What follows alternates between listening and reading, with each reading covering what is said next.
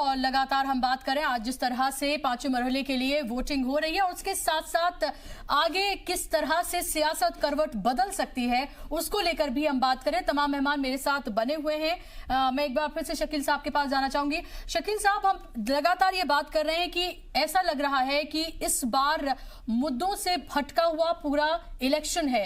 क्या आपको भी ये लग रहा है कि जाती हमले ज्यादा किए जा रहे हैं, मुद्दों से भटका हुआ एक तरह का इलेक्शन है? और खासतौर पर मुसलमानों के हवाले से अगर हम बात करते हैं तो उनके लिए ये इलेक्शन जो है मुद्दों से ज्यादा उनके तहफ्फुज, उनकी सिक्योरिटी से जुड़ा हुआ ज्यादा है।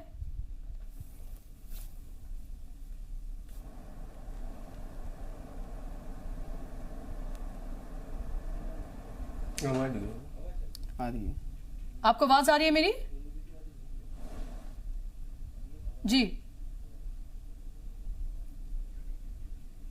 आप, मेरा सवाल आपसे ये है जी, मेरा सवाल आपसे ये है शकील साहब कि क्या आपको लग रहा है कि इस बार का ये जो इलेक्शन है वो खासतौर पर मुसलमानों के हवाले से अगर हम बात करते हैं तो एक तरह से उनकी सिक्योरिटी, उनके तहफ्फुज से जुड़ा हुआ ज्यादा है, मुद्दों से अलग?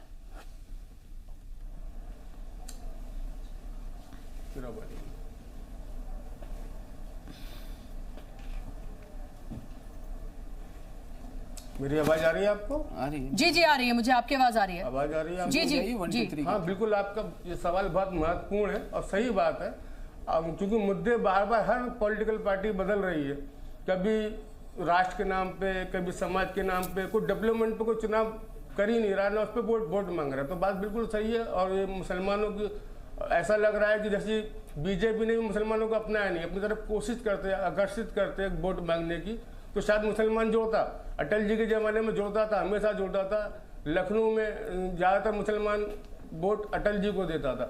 मगर इस बार भाजपा की अपनी स्ट्रेटजी है कि वो मुसलमानों को जोड़ना नहीं चाहता। जोड़ना नहीं चाहते तो वो जोड़ना भी नहीं चाहता।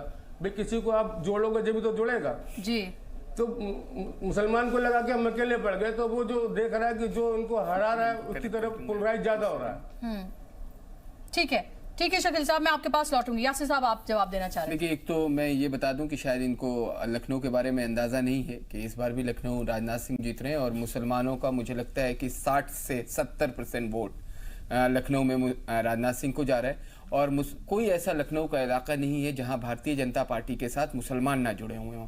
हर इलाके में, चाहे पुराना लखनऊ हो, चाहे वो गोमती नगर का इलाका हो, चाहे लखनऊ के जो भी चौहद्दी है, वहां पे अभी हम लोगों के पास, चाहे वो माइनॉरिटी मोर्चा हो जिसमें करीब करीब 1 लाख कार्यकर्ता सिर्फ लखनऊ में हैं और उससे ज्यादा मुस्लिम राष्ट्रीय मंच के 1.5 से 2 लाख कार्यकर्ता लखनऊ के अंदर हैं, जो सबसे बड़ी यूनिट है। अभी लगातार पिछले 10 दिनों के अंदर वहां पे 5 बड़े इजलास किए गए, जिसमें राजनाथ सिंह के साथ साथ वहां के जो दूसरे लीडर हैं, आरएसएस के बड़े लीडर आदरणीय इंद्रेश कुमार, वो तमाम लोग मौजूद थे। तो ये थोड़ा सा एक फैक्ट ये चेक कर लें।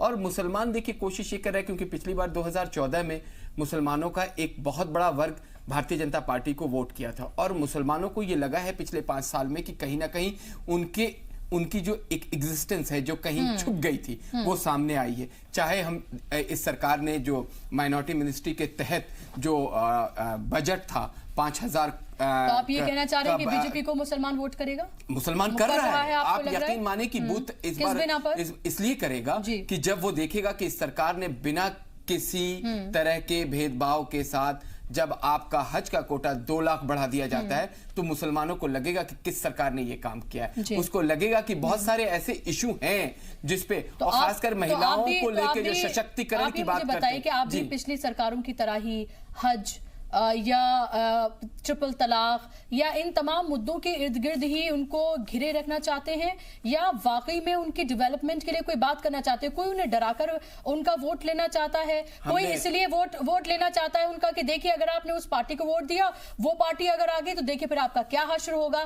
तो सवाल यह है कि मुसलमानों को आखिर पॉलिटिकल पार्टीज ने समझा क्या है? देखिए, आपको मैं एक बात बताऊं, भारतीय जनता पार्टी का जहां तक सरोकार है मुसलमानों को लेके, आप जब ये सत्ता में नहीं थे तो दूसरे दल, रीजनल दल और कांग्रेस क्या कहा करती थी कि अगर आप भाजपा के साथ, ये जनसंघ के वक्त से ये बात आती थी कि अगर मुसलमान भारतीय जनता पार्टी को वोट इसलिए नहीं करना चाहिए कि जैसे ही भारतीय जनता पार्टी की सरकार बनेगी आपको पाकिस्तान, बांग्लादेश और पता नहीं कहां-कहां भेज दिया जाएगा। पिछले 5 साल पिछले 5 साल आपने हुकूमत देखी है। बुशरा, आप कम से कम इस तरह की बात ना करें। एक मुसलमान का आप नाम बता दें जो हिंदुस्तान से कहीं भी दूसरी जगह बाहर भेजा अगर वो ये कहते अब मैं आपको आता हूं जिस विकास की बात, अगर वो ये कहते हैं लगातार आसाम में जाकर, पश्चिम बंगाल में जाकर, अमित शाह अगर ये कहते हैं कि मुसलमानों के अलावा उनका ये कहना है कि जितनी भी माइनॉरिटीज हैं जो बाहर रह रही हैं, अगर वो इतने साल तक हिंदुस्तान में रहती हैं तो उनको शहरियत दी जाएगी और बाकियों को खदेड़ के बाहर निकाला जाएगा। एनआरसी में भी हमने बहुत बहस करी है। 1971 के बाद जो लोग भारत में आए हैं वो भारत के नागरिक हैं। उसके लिए उनको वक्त भी दिया गया। उन्होंने अपने डॉक्यूमेंट्स अगर अमित शाह आपकी पार्टी के लीडर सदर आपके अगर ये कह रहे हैं तो जो लोग, अच्छा ये बताइए कि जो घुसपैठिए हैं जो हमारे संसाधनों पे आके अपनी वर्चस्व बनाते हैं, वहां पे उनकी इतनी जबरदस्त गुंडागर्दी है, इतनी जबरदस्त माफिया तो वो है वहां पे। चाहे वो बांग्लादेश के हिंदू हों, चाहे वो पाकिस्तान के हिंदू हों, चाहे वो किसी भी मुल्क से जो भी किसी भी मजहब का अगर यहाँ पर घुसपैठ कर रहा है तो इट शुड बी घुसपैठी आपके लिए तो घुसपैठी है ना। एक चीज हमने एनआरसी में हमने और आपने और भी तमाम जगहों पे जब डिबेट करी तो ये क्लियर कर दिया था कि 1971 के बाद जिनके पास भी डॉक्यूमेंट्स नहीं है और जो भी घुसपैठी है वो घुसपैठी है। लेकिन अब आपको मैं बताऊं, जो हमने देखा है आसपास में लोगों को, जो लोग शायद उन देशों में जो हमारे पड़ोसी 2 मुल्क हैं, चाहे वो पाकिस्तान हो या बांग्लादेश में, जिनके साथ जो बर्ताव वहां की हुकूमत करती है, उस बर्ताव को देखते हुए अगर वो यहाँ पे एज ए शरणार्थी आते हैं तो हमने तो फिलिस्तीन से आए हुए लोग रखे हैं, हमने बर्मा से आए हुए लोगों को रखा हुआ है, हमने यमन और सीरिया से आए हुए लोग इसी दिल्ली के आसपास रहते हैं, हमने उनको नहीं निकाला। तो जो हमारे यहाँ के जो इस पूरे अखंड भारत के कभी हिस्सा रहे हुए लोग उस तरफ रह गए हैं और उनके साथ वहां गलत बर्ताव होता है, अमानवीय हरकत होती है, तो उसको अगर हम एक्सेप्ट करते हैं तो मुझे लगता है कि ये गलत नहीं है। ये चीज सबको जाननी चाहिए कि हम किसको एक्सेप्ट कर रहे हैं, किसको नहीं। यहाँ कंफ्यूजन नहीं है, लेकिन मेरे पास बहुत सारे सवाल से जुड़े हुए और जिस तरह की सियासत, वो सशक्तिकरण पे हम बात कर ले तो बताइए, हम जिस तरह की सियासत हो रही। जी मैं आपसे बात करूंगी नहीं, लेकिन मैं धर्मवीर जी आपके पास आना चाहूंगी। मुझे बताइए कि आखिर मुसलमानों को ये क्यों लगता है और ये खास तबके को ये क्यों लगता है कि अगर वो मायावती को वोट कर रहे हैं और बाद में अगर इस तरह की सिचुएशन बनती है कि अगर हंग पार्लियामेंट होती है तो मायावती बीजेपी के साथ जा सकती हैं, इस तरह का डर हमेशा क्यों उनके जहन में रहता है? आखिर कुछ तो उनके इस तरह के जेस्चर्स होंगे, कुछ तो इस तरह की बातें कर रही होंगी जिससे ये डर उनके जहन में। और ये बात ऐसे ही नहीं कही जा रही है, ये बाकायदा तौर पर लोगों की बाइट्स प्रूफ के तौर पर मौजूद है। बुशरा जी जरा मुझे किसी की बाइट दिखा दीजिए आप। हाँ। आप तो नेशनल चैनल चला रही हैं। ये बीजेपी के लोग जो है इनके ये अभी एक जो मेरे बराबर में बैठ करके प्रवचन कर रहे हैं, मुसलमान फूल को देख तो रहा है लेकिन वो उसको बाबा साहब के वोट के अधिकार से तहस नहस नष्ट कर देगा इस बीजेपी के फूल को मुसलमान इस देश का। अगर इस देश में किसी की सरकारों में सबसे ज्यादा प्रताड़ित रहा है तो वो इस देश का मुस्लिम रहा है और दूसरे नंबर पर दलित आते हैं। ये लोग तो इस लोकसभा के चुनाव का इंतजार कर रहे थे, दलित समाज के लोग, मुस्लिम समाज के लोग, माइनॉरिटीज के लोग, ये प्रवचन दे रहे हैं बैठ करके कि हम ऐसा ऐसा करते हैं। आप मुझे बता दीजिए 2014 में इन्होंने ये कहा था कि ना मैं मुसलमान, मैं अभी इनसे ये पूछना चाहता हूं कि 2014 के घोषणा पत्र में इन्होंने कहा था कि हम 2 करोड़ लोगों को रोजगार देंगे। क्या इन्होंने रोजगार दिया? इस देश में बेरोजगारी की जो दर है वो कितनी ऊपर चली गई है। और दूसरी बात सुन लीजिए बुशरा जी, डर की बात हो रही है। मुझे आप बताइए कि इन्होंने कितने मुसलमानों को टिकट दिया, इन्होंने कितने मुसलमानों को टिकट दिया? और जो ये जो बीजेपी के लोग हैं ये मुसलमानों को तो इस देश का नागरिक नहीं समझते। अमित शाह का स्टेटमेंट आप देख लीजिए, दूसरे लोगों का स्टेटमेंट आप देख लीजिए, ये तो इनके साथ में ऐसे बर्ताव करते हैं जैसे इस देश के नागरिक ही नहीं है, ना इनको वोट देने का अधिकार है, ना इनको आगे बढ़ने का अधिकार है। देखिए मुझे लगता है धर्मवीर जी, और ये मुसलमानों को धोखा नहीं देते हैं, ये हिंदुओं को भी धोखा देते हैं। इन्होंने ये कहा था कि हम राम मंदिर बनाएंगे, इन्होंने ये कहा था कि हम धारा 370 खत्म करेंगे। ये अपने किसी वादे पर टिके हो तो मुझे आप बता दीजिए। चुनावी रैली में मैं आपको बता दूं, हिंदुस्तान अच्छे दिनों के वादे कहां चले गए? जवाब ले लीजिए। प्रधानमंत्री जी ये क्यों नहीं कहते कि अच्छे दिन आएंगे? प्रधानमंत्री जी ने ये कहा था कि नोटबंदी और जीएसटी हमारा जो है ऐतिहासिक फैसला है, इसके ऊपर वोट क्यों नहीं मांगते? उसका जवाब जनता दे देगी उनको। हिंदुस्तान में भारतीय जनता पार्टी के जो संगठन के आदमी हैं, आज वजीर आजम है नरेंद्र मोदी साहब, उन्होंने कभी भी किसी तरह की कोई बात ऐसी नहीं कही जिसमें मुसलमानों को लेके उनके अगेंस्ट उन्होंने सबका साथ सबका विकास अगर कहा तो उसको पूरा करने की भरपूर कोशिश करी है। और फिर इसी दिल्ली में जो इजलास आरएसएस का हुआ था, जो बार बार ये लोग कटाक्ष करते हैं, आरएसएस के प्रमुख आदरणीय मोहन भागवत ने क्या कहा था कि हिंदुस्तान में मुसलमान बिना हिंदुस्तान और हिंदुत्व अधूरा है। उसके बाद हमारे लिए कोई मायने नहीं रखता है कि कौन क्या कह रहा है। ये जो दो सुप्रीम अथॉरिटी है, उन्होंने उनके बयान को हिंदुस्तान के मुसलमानों ने देखा और उसी के मद्देनजर अच्छा, एक बात तो आपसे पूछा ही जाएगा, सवाल इसलिए पूछा जाएगा, देखिए सवाल इसलिए पूछा जाएगा आपसे कि जब लिंचिंग के वाकयात होते हैं जो सबसे ज्यादा देखने को मिले, उसके बाद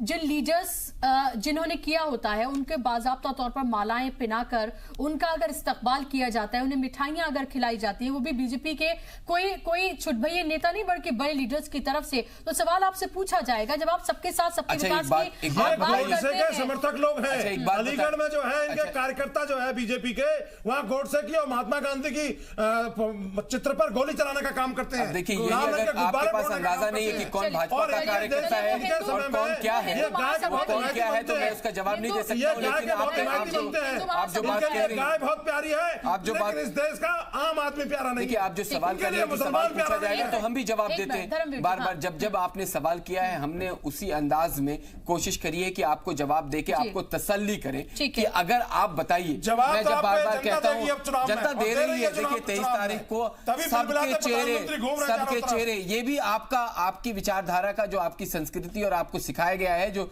आपके रिवाज हैं, उसके अकॉर्डिंग आप इस तरह की बात करते हैं। हम इस तरह की बात नहीं करते, हम ऐसी बात नहीं करते। लेकिन आप 23 तारीख को देखिएगा, 23 तारीख को जो रिजल्ट आएगा उसके बाद आप लोग दिखाई नहीं देने जा रहे। इस तरह की भाषा का प्रयोग मैं नहीं कर सकता,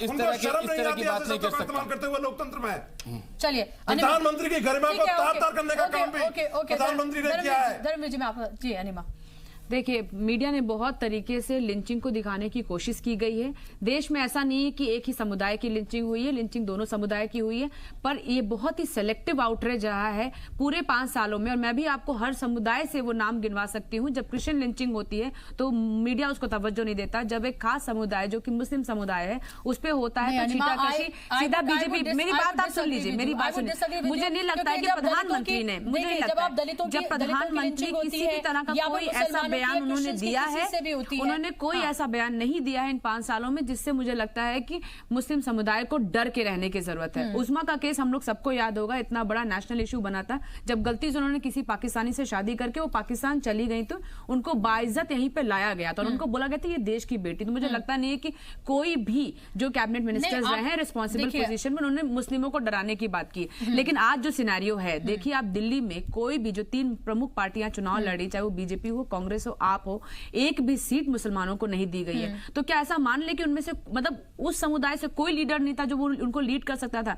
यहाँ पे ये समझने की जरूरत है कि ये जो चुनाव जो लड़ा जा रहा है कितना गर्मा गर्मी का माहौल हो चुका है।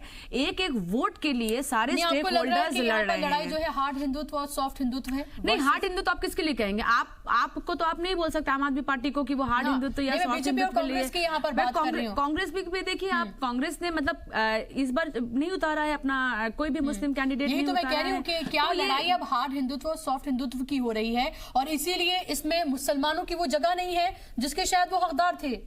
नहीं, बिल्कुल, मैं तो वही कह रही हूँ ना कि एक एक वोट के लिए कहीं ना कहीं ऐसा उनको लगा है कि जो कैंडिडेट उन्होंने उतारे हैं वो जीत के नुमाइंदार है, वो नहीं, और शायद कोई ऐसा मुस्लिम कैंडिडेट नहीं मिला होगा उनको। तो यहाँ पे ये पक्ष समझने की जरूरत है। बात करते हैं पहली बार समझा जा सकता है। कांग्रेस की अगर हम बात करें तो उनके तो खुद पार्टी के कई बड़े चेहरे हैं और दिल्ली में तो उनके पास चेहरों की कमी नहीं है। एक लिस्ट है जो एमपीज रह चुके हैं, जो कई बार के एमएलएज रह चुके हैं, जिनका अपना एक तरह से कह सकते हैं कि उनका वोट बैंक उनका खुद का है और उसके बावजूद भी उनको टिकट्स नहीं दिए जाते हैं। तो यही है कि क्या सियासत अब बिल्कुल बदल गई है। इसीलिए मैं आपसे बार बार ये सवाल पूछ रही हूं। हो सकता है, मुझे ऐसा लगता है अगर प्रियंका गांधी का आप यूपी में भी रुख देखिए कि छोटे से छोटे मंदिर पे वो रुक रही हैं और जय कर रही हैं, वहीं पे देखिए आप यहाँ पे आप एक कोई भी मुस्लिम कैंडिडेट नहीं दे रहे हैं। तो क्या आप नरेंद्र मोदी या बीजेपी का जो नैरेटिव रहा है, हिंदुत्व का रहा हो, नेशनलिज्म, क्या are you also playing in their hands? मतलब ये भी तो इस तरह का सवाल पूछना चाहिए आपको कि आप तो बीजेपी से भी ज्यादा मतलब ओल्ड पार्टी, 1982 में 2 सीटें आई थी बीजेपी की, तो आप भी क्या डरे हुए हैं? आप दूसरी पार्टी पे क्यों लांछन लगा सकते हैं? बिल्कुल जायज है निमा, क्योंकि लगातार मैं शकील साहब के पास जाऊं से पहले, या से आपको क्या ये लग रहा है कि एक तरह से जो आपकी पार्टी है बीजेपी है वो एक तरह का नैरेटिव तैयार कर रही है और अपोजिशन जो है सिर्फ उस पर जवाब देती हुई नजर आ रही है? इस तरह से लोगों को लग रहा है जो एक नैरेटिव अपोजिशन को तैयार करना चाहिए था और आपको जवाबदेह बनाना चाहिए था, वो होता हुआ नजर नहीं आ रहा है। इसका जवाब मैं आपसे भी चाहूंगी और धर्मवीर जी से भी चाहूंगी। देखिए, आपने बिल्कुल सही सवाल करा है, क्योंकि अपोजिशन में एकता नहीं है, इत्तेहाद नहीं है। उनको वो आपस में बिखरे हुए हैं, उन्हें अभी तक डिसाइड नहीं कर पाए कि आखिर प्रधानमंत्री का चेहरा कौन होगा। क्या मंडे, ट्यूसडे, वेडनेसडे को प्रधानमंत्री अलग अलग होंगे? ये मैं ऐसे ही कह रहा हूं, लेकिन आप देखिए कि इन्होंने पिछले 1 साल से कवायद शुरू करा था कि हम बहुत बड़ा एक गठबंधन तैयार कर लेंगे और एक पार्टी, एक कैंडिडेट होगा और बीजेपी का कैंडिडेट होगा। लेकिन पूरे भारत में जब तक चुनाव आया, इनके आपस में आके सारी बातें उलझ गई और कहीं कुछ नहीं हुआ। ये दर्शाता है कि जब आप आपस में ही एक नहीं हो सकते हैं, आप कैसे भाजपा का मुकाबला कर सकते हैं? भाजपा देखिए, आप बार बार मुझसे कह रही हैं कि हमने कम्युनिटी पे बात कर ली, हमने धर्म पे बात कर ली, हमने अब काम पे आप देखिए जिस तरीके के काम नीचे उतर के करा है। आप जिस नैरेटिव की बार बार बात कर रही हैं, आप जाके जरा सा नीचे जो पब्लिक है उससे एक बार बात करिए, उससे पूछिए कि आप प्रधानमंत्री किसको देखते हैं। हमारे पास ग्राउंड रिपोर्ट जी आपके पास है और आपकी रिसर्च टीम बहुत शानदार है। आपकी तो रिसर्च टीम वहां भी जा रही है जहां पे कांग्रेस कभी जाना नहीं चाहती। आपने अभी जिस तरीके से कहा कि आखिर कांग्रेस ने जो इतना बड़ा वोट बैंक है, ऑलमोस्ट 7-8 लाख मुसलमानों का वोट जो कास्ट होता है दिल्ली में, और इनके बड़े लीडर होने के बाद भी भारतीय जनता पार्टी ने तो कभी पैमाना नहीं रखा कि हम टिकट देके सबका साथ सबका विकास। हम तो चुनाव के बाद भी मंत्री बनाते हैं भारतीय जनता पार्टी और अपने लोगों को एडजस्ट करते हैं। लेकिन जिन लोगों ने पिछले 70 साल में, आपने शाहनवाज हुसैन को इस बार जो है बिल्कुल साइडलाइन नहीं, तो वो प्रचार कर रहे हैं, वो पार्टी का प्रचार कर रहे हैं, संगठन का काम कर रहे हैं। और संगठन, एक बात समझ लीजिए कि हो सकता है कि जब सरकार बने तो उनका कोई बहुत बड़ा रोल सरकार के अंदर डिसाइड करके बैठे हो हमारे प्रधानमंत्री साहब। बड़ी खबर मैं बता रही हूँ, आपको रोकना चाहूंगी। योगी सरकार से ओपी राजभर ने फिर इस्तीफे की खबर को दोहराया है। सीएम योगी आदित्यनाथ को इस्तीफा उन्होंने दे दिया है। ओपी राजभर जो है 13 अप्रैल की रात को ही सीएम को उन्होंने इस्तीफा अपना सौंप दिया था। मैंने इस्तीफा दे दिया है और सीएम मंजूर करें या ना करें। हम आपको बता दें कि इस तरह की खबरें लगातार आती रही और अब फिर से इस तरह की खबरें आ रही हैं। उनका ये कहना है कि 13 अप्रैल की रात को ही सीएम को उन्होंने इस्तीफा अपना सौंप दिया था। ओपी राजभर ने ये कहा है कि उन्होंने अपना इस्तीफा सौंप दिया था, वो इसको एक्सेप्ट करें या ना करें वो उनका काम है। मैंने इस्तीफा दे दिया था।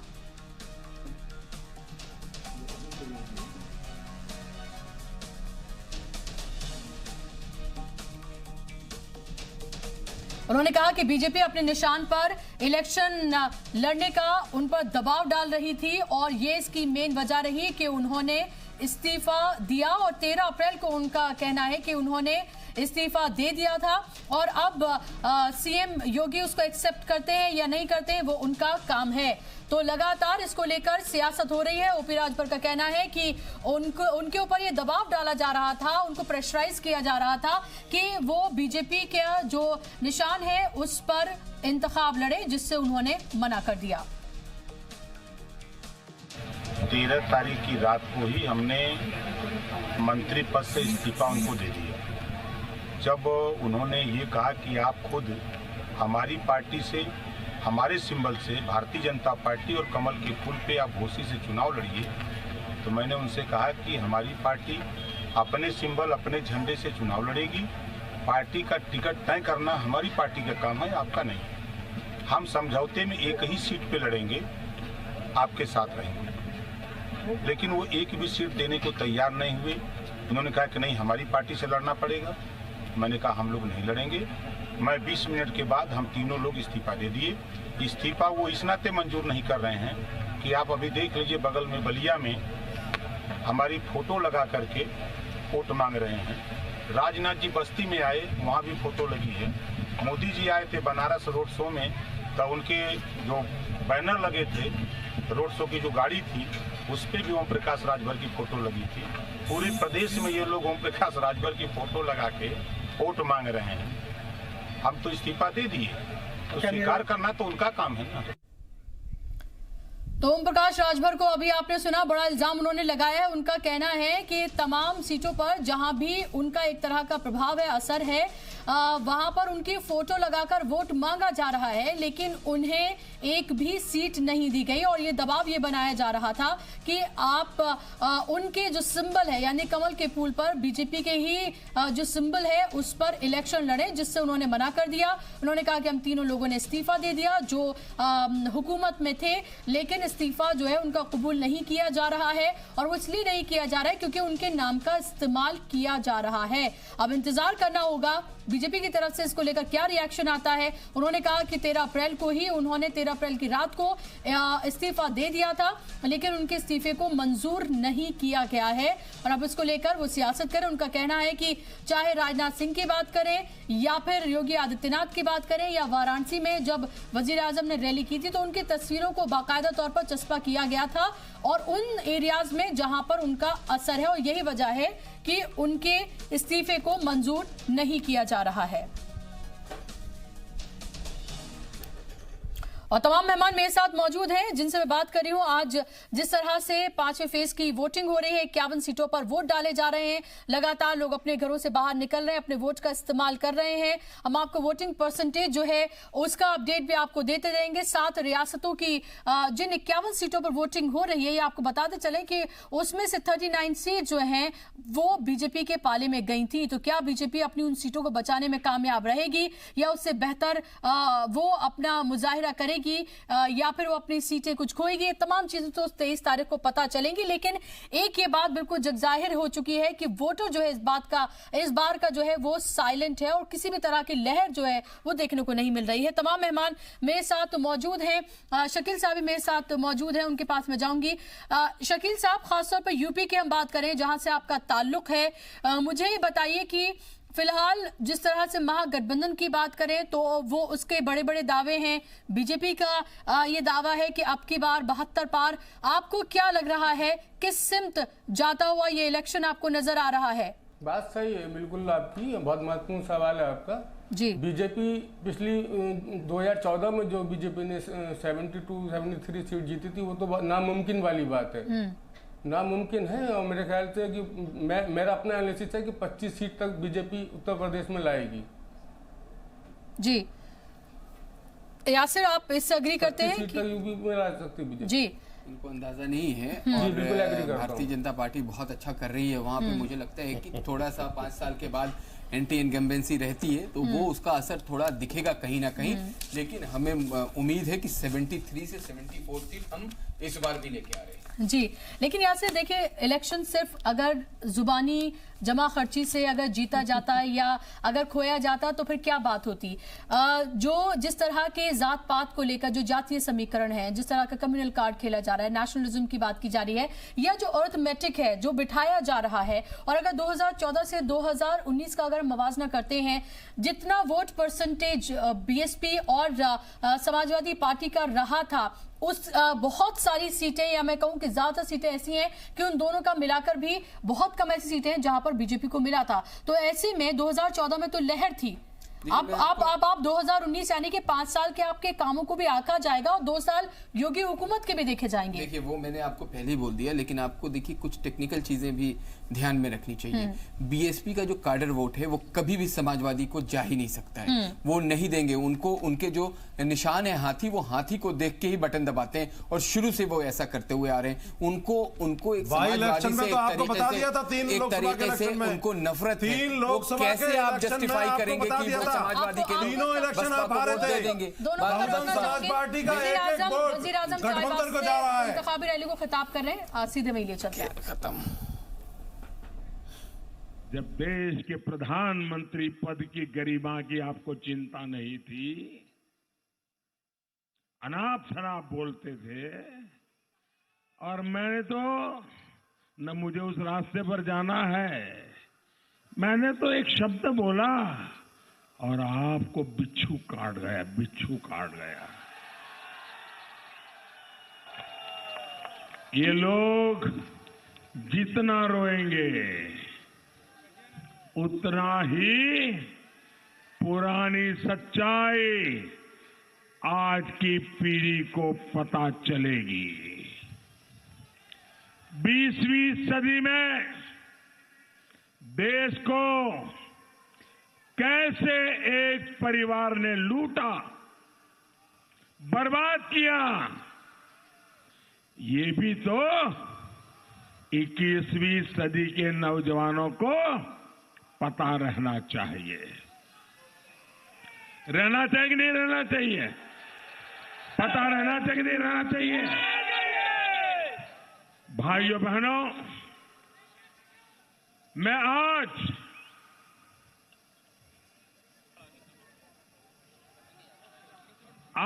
इस मंच से और जो पवित्र जिंदगी जीने के आदी है, वैसे मेरे जनजातीय भाइयों के बीच से, इस इलाके से पूरी कांग्रेस पार्टी को चुनौती देता हूं।